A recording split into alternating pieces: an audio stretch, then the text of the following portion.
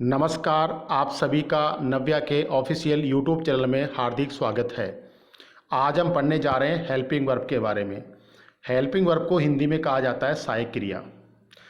और चाहे हिंदी का सेंटेंस हो चाहे अंग्रेजी का, दोनों में ही हम हेल्पिंग वर्ब का प्रयोग करते हैं। और अगर मैं ये कहूँ कि बिना हेल्पिंग वर्ब के हिंदी और अंग्रेजी दोनों ही वाक्य अधूरे हैं, तो ये बात 100% सही है। हम बिना सहायक क्रिया के किसी भी सेंटेंस में हम पूर्ति नहीं कर सकते। किसी भी सेंटेंस को कंप्लीट करना है तो हमें सहायक क्रिया का प्रयोग करना ही पड़ेगा। तो सबसे पहले हम सहायक क्रिया की पहचान के बारे में जानकारी प्राप्त करते हैं। हम इसे दो तरीके से पहचानेंगे, हिंदी पहचान और अंग्रेजी पहचान के तौर पर। हिंदी पहचान क्या है? चाहे हिंदी का कोई सा ही वाक्य हो, उसका जो अंतिम शब्द या अंतिम अक्षर पहचान के रूप में होता है सहायक क्रिया के। सहायक क्रिया हिंदी के वाक्य में अंतिम शब्द या अंतिम अक्षर के रूप में दी होती है।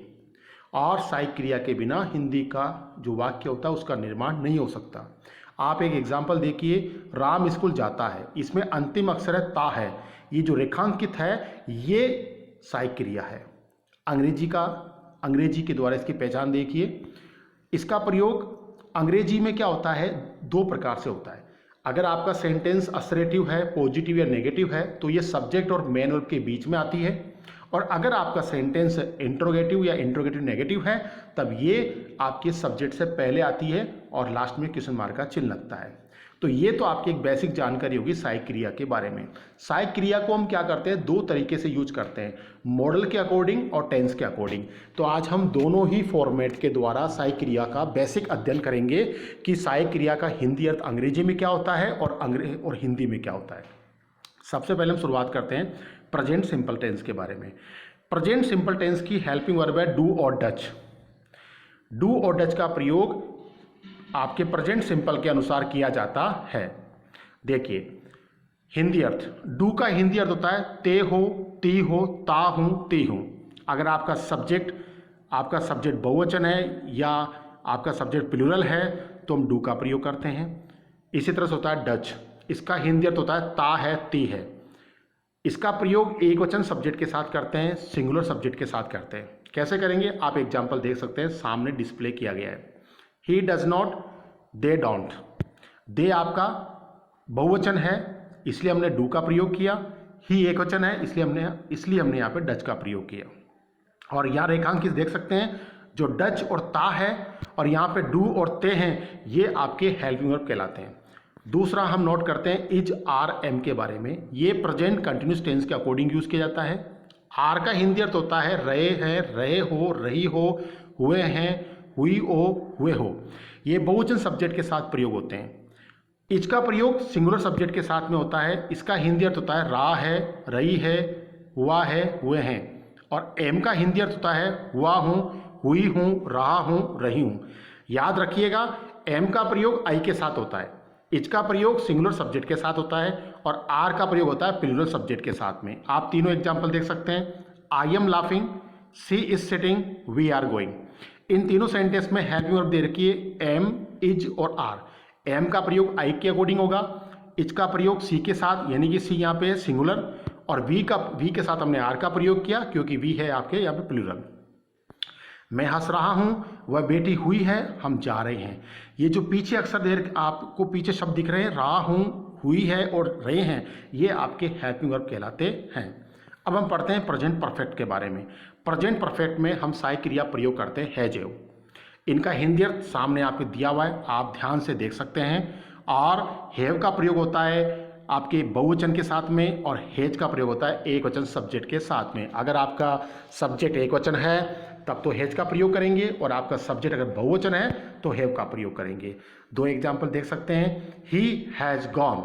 ठीक है, तो आप देखिएगा ही हैज गॉन और दे हैव गॉन में क्या फर्क है। ही एक वचन है इसलिए हैज का प्रयोग किया, दे यहाँ पे बहुवचन है इसलिए हैव का प्रयोग किया। ठीक है, इसी तरह से आगे बढ़ते हैं, हैज बीन और हैव बीन। ये प्रयोग होते हैं प्रेजेंट परफेक्ट कंटिन्यूस टेंस में। हिंदी अर्थ इनका सामने दिया गया है, आप देख सकते हैं हिंदी अर्थ को। लेकिन फर्क क्या है कि अगर एक वचन सब्जेक्ट है तो हैज बीन का प्रयोग करेंगे, और अगर बहुवचन सब्जेक्ट है तो हैव बीन का प्रयोग करेंगे, और आई के साथ में हमेशा हैव बीन का प्रयोग होगा। आप तीन एग्जाम्पल देख सकते हैं जो सामने दिए गए हैं, जैसे कि वह 1998 से रह रहे हैं, वे 1998 से रह रहे हैं और मैं 1998 से रह रहा हूँ। पहले वाक्य में हैज बीन का प्रयोग हुआ क्योंकि सिंगुलर सब्जेक्ट है, दूसरे वाक्य में हैव बीन का प्रयोग किया क्योंकि दे यहाँ पे बहुवचन है, और तीसरे वाक्य में हमने हैव बीन का प्रयोग किया क्योंकि सब्जेक्ट यहाँ पे आई दे रखा है। ठीक है, इस तरीके से हमने यहाँ पे प्रयोग किया। अब हम पढ़ेंगे पास्ट सिंपल टेंस के बारे में। पास्ट सिंपल टेंस में एक ही सहायक क्रिया होती है डिड। इसका सभी फॉर्मेट के साथ प्रयोग करते हैं, चाहे सब्जेक्ट आपका एक वचन हो चाहे बहुवचन, हम दोनों ही के साथ में हम यहाँ पे डिड का प्रयोग करते हैं। इसका हिंदी अर्थ होता है या, ये और ये। सेंटेंस देखिए, हमने यहाँ बहुवचन है, उसने एक वचन है, फिर भी हमने यहाँ पे डिड का प्रयोग किया। क्यों?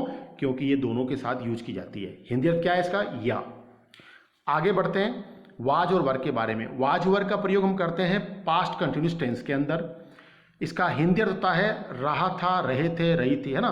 तो एक वचन सब्जेक्ट है तब तो वाज का प्रयोग करेंगे, बहुवचन सब्जेक्ट है तो वर्ग का प्रयोग करेंगे। और एक चीज का हमेशा ध्यान रखिएगा कि अगर आपका सब्जेक्ट आई है तो वाज का प्रयोग करेंगे। इसमें थोड़ा सा बेसिक जानकारी आपको होना चाहिए। अब देखिएगा, 3 एग्जाम्पल दे रखे। मैं पढ़ रहा था, हम सोए हुए थे, वह खेल रहा था। तो पहले वाक्य में वाज का प्रयोग, दूसरे में वर्ग का प्रयोग, तीसरे में वाज का प्रयोग। वाज पहले वाक्य में आई के साथ वाज का, दूसरे में वी के साथ वर्ग का, क्योंकि वी बहुवचन है और आई के साथ हमेशा वाज आएगा। और तीसरे वाक्य में देखिए, वह खेल रहा था, ही वाज, ही एक वचन है इसलिए वाज का प्रयोग किया। अब आगे बढ़ते हैं हेड के बारे में। हेड का प्रयोग करते हैं पास्ट परफेक्ट टेंस में। ये भी सिंगल वर्ब है। इसका एक ही अर्थ होता है चुका था, चुके थे, चुकी थी, या था, ये थे, ये थी। इसका प्रयोग सभी सब्जेक्ट के साथ किया जाता है, इसमें कोई आपकी डिफरेंस नहीं है। एग्जाम्पल देखिए, हम सो चुके थे, वह सो चुका था।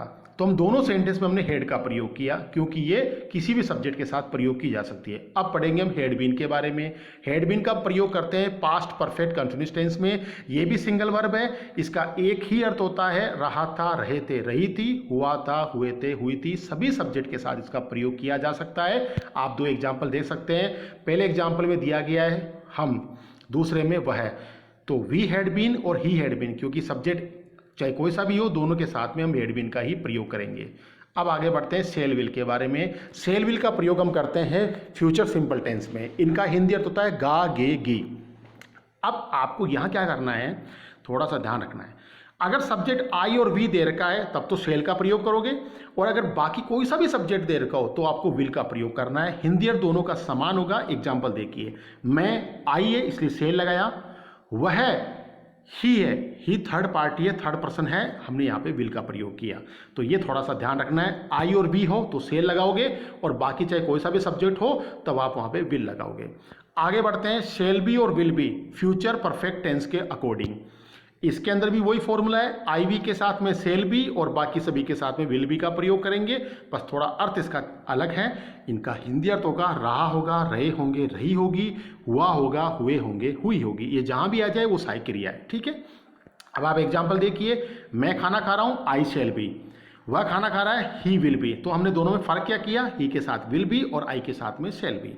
चलो आगे बढ़ते हैं शेल हैव और विल हैव के बारे में। इसका प्रयोग करते हैं फ्यूचर परफेक्ट टेंस के अंदर। वही सेम फॉर्मूला, आई वी के साथ में सेल हैव का प्रयोग, बाकी सबके साथ विल हैव का प्रयोग। केवल इसका हिंदी अर्थ चेंज है। इसका हिंदी अर्थ होगा चुका होगा, चुकी होगी, चुके होंगे, या होगा, ये होंगे, ये होगी।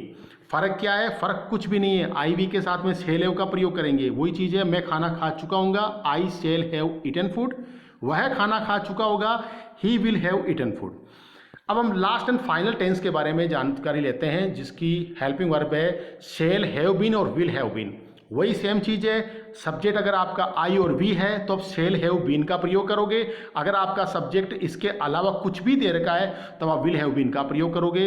इसका हिंदी अर्थ बिल्कुल सेम है जो फ्यूचर आपकी कंटिन्यूस टेंस में दिया गया था, रहा होगा, हुआ होगा, ये इसका हिंदी अर्थ है। और आप एग्जाम्पल देख सकते हैं, मैं कल से पढ़ रहा हूँगा, I shall have been reading since टमेरो।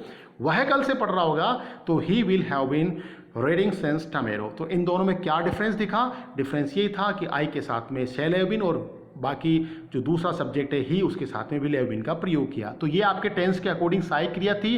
हमने यहाँ पे हिंदी और अंग्रेजी दोनों ही सहायक क्रियाओं के बारे में बेसिक जानकारी ली है। अब हम पढ़ते हैं मॉडल के अकॉर्डिंग सहायक क्रिया कौन सी होती है। तो सबसे पहले होती है मे और कैन, इन दोनों का सेम अर्थ होता है, सकता है, सकते हैं, सकती है, और ये प्रेजेंट टाइम के अकॉर्डिंग प्रयोग की जाती है। बस थोड़ा सा इसमें यह है कि हम कैन को ऑलराउंडर कहते हैं और मे को हम ओनली फॉर पॉसिबिलिटी और परमिशन के लिए यूज में लेते हैं। बाकी कैन को आप कहीं पर भी यूज ले सकते हैं। जैसे वह मैच जीत सकता है, उसमें एबिलिटी है, because he has a ability and he can win the match, so we use here can. और सी मे कम, उसकी पॉसिबिलिटी है, संभावना है कि वो आ सकती है, इसलिए हमने यहाँ पे मे का प्रयोग किया। तो ध्यान करने वाली बात क्या है, सकता है और कैन और मे, ये आपके हेल्पिंग वर्ब है। दूसरी है हेल्पिंग वर्ब माइट और कुड। ये क्या होता है, पास्ट रूप होता है मे और कैन का। मे का पास्ट होता है माइट और कैन का पास्ट होता है कुड। इनका हिंदी होता है सकता था, सकते थे, सकती थी, सका, सके और सकी। इनका हम प्रयोग करते हैं भूतकाल के लिए। आप एग्जाम्पल भी सामने देख सकते हैं, दिया हुआ है कि वह मैच जीत सकता था, वह आ सकती थी, इनमें सकता था, सकती थी। जो रेड लाइंस दी हुई है, रेड वर्ड जो आपके वर्ड पे दी गई है, इनको अपन सहायक क्रिया कहते हैं। अब हम पढ़ते हैं कुड हैव और माइट हैव के बारे में। ये क्रिया का तीसरा रूप होता है। इसमें हम इसको हम क्रिया के तीसरे रूप के साथ प्रयोग करते हैं। जैसे कि सकता था, सकते थे, सकती थी। जैसे कि मैं उसे मार सकता था, I could have beaten him. उसके बस छूट जाने की संभावना थी, तो यहाँ पे एग्जाम्पल है कि बस के छूट जाने की संभावना थी, तो the bus might have left. तो हमने यहाँ पे क्या किया, तीसरी जो वर्ब होती है, फॉर्मेट होता है, थर्ड पार्ट, हमने वो प्रयोग किया इनके साथ में। अब हम पढ़ते हैं शुड, ought to और मस्ट के बारे में। ये प्रेजेंट फॉर्म है, ये प्रेजेंट टाइम्स के लिए इनका हम प्रयोग करते हैं। इनका हिंदी अर्थ चाहिए, जहाँ भी चाहिए आइए वहाँ पे हम इनका प्रयोग करेंगे। बस इनमें फ़र्क क्या है, फ़र्क ये है कि जो सिंपल, जो कॉमन टास्क है, वहाँ पे हम ought to और शुड का प्रयोग करेंगे, और जो कंपेल्ड है, जो बहुत ज़्यादा इंपॉर्टेंट होते हैं, कंपल्सरी होते हैं, उनके लिए अपन मस्ट का प्रयोग करते हैं। ठीक है। और इसके बाद हम देखते हैं शुड, ought to और मस्ट हैव। ये आपके उन्हीं का प्रेजेंट का पास्ट फॉर्मेट है। और हम आगे कैसे, जैसे शुड का शुड हैव, ought to का ought to have और मस्ट का मस्ट हैव, इसको हम पास्ट के तौर पे लेते हैं। जैसे मुझे खेलना चाहिए था, मुझे सोना चाहिए था, मुझे परीक्षा देनी चाहिए थी। अब इसमें कंपल्सरी टास्क कौन सा है, परीक्षा देना, तो हमने मस्ट का प्रयोग किया। उसे सोना चाहिए था, ये एकदम कॉमन टास्क है। मुझे खेलना चाहिए था, कॉमन टास्क है, हमने यहाँ पे यूज़ किया। आप नोट करना, इस पूरे चैप्टर में जहाँ पर भी रेड लाइन बनाई गई है, हमने उसको रेखांकित किया है, वो सहायक क्रिया है, चाहे वो हिंदी की हो चाहे अंग्रेजी की हो। और इनका प्रयोग हिंदी और अंग्रेजी दोनों ही वाक्य में किया जाता है। बिना सहायक क्रिया के किसी भी सेंटेंस का हम निर्माण नहीं कर सकते, इस बात में कोई दो राय नहीं है। तो सहायक क्रिया के द्वारा ही हम सेंटेंस का निर्माण करते हैं। तो उम्मीद करता हूँ ये चैप्टर आपको समझ में आया होगा। और सॉरी, आगे 3 चीज़ें और दे रखी है, मैं भूल गया था बताना, मैं आपको बता देता हूँ। जैसे कि यूज टू, डेयर टू और नीड टू, ये भी आपके ऐसे सहायक क्रियाएं हैं जो मॉडल में प्रयोग की जाती है। यूज टू का हम प्रयोग करते हैं किसी भी भूतकाल की आदत को बताने के लिए। जैसे हमारी बचपन में कोई आदत होती है ना, उसको बताने के लिए यूज टू का प्रयोग करते हैं। डेयर टू का होता है साहस दिखाने के लिए, हिम्मत दिखाने के लिए हम इसका प्रयोग करते हैं। और नीड का प्रयोग करते हैं आवश्यकता और जरूरत के टाइम महसूस होने के लिए। आप देख सकते हैं एग्जाम्पल को, ही यूज टू प्ले, वह खेला करता था, ये उसकी भूतकाल की एक आदत हो गई। ठीक है। आई डेयर टू अपोज, मुझ में विरोध करने की हिम्मत है, यह साहस है। और तीसरा एग्जाम्पल है आई नीड योर हेल्प, मुझे आपकी सहायता की जरूरत है। तो हम तीनों सेंटेंस में हमने यूज टू, डेयर और नीड का प्रयोग एज ए मॉडल के तौर पे किया।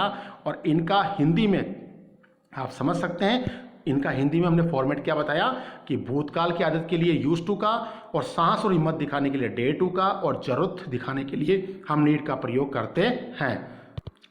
तो इस तरह से मैं आशा करता हूँ, उम्मीद करता हूँ कि ये आपको चैप्टर अच्छी तरह से समझ में आया होगा।